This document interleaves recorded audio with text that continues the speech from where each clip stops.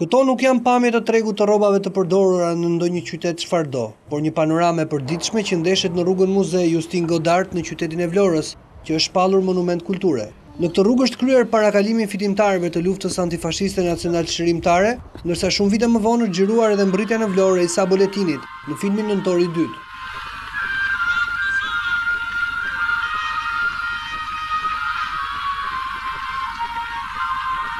Në këtë rrugë është dhe shtëpia ku qëndis flamuri kombëtar nga vajza vlonjate Marigo Posio, e cila i dha Ismail Qemalit flamurin e përgatitur nga vajzat e Vlorës për këtë ditë të shënuar të historisë. Nga kjo shtëpi muze sot nuk ka mbetur më asgjë.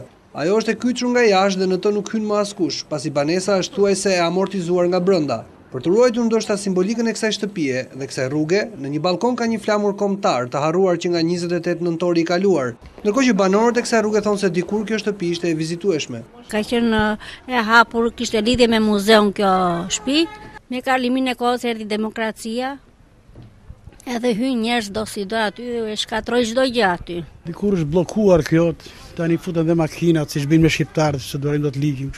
Ekzistenca e këtij tregu të rrobave të përdorura nuk është e re, pasi këtu tregtohet prej vitesh dhe bashkia nuk ka ndërmarrë asnjë përpjekje për të mos e lejuar këtë aktivitet ambulant të paligjshëm. Jashtë kamerave, drejtori i shërbimeve publike pranë bashkisë, Ardi Musta, pohon se është parashikuar një aksion ndaj tregtimit të paligjcencuar në këtë rrugë, por sipas tij ende nuk është përcaktuar se kur do të nisë aksioni.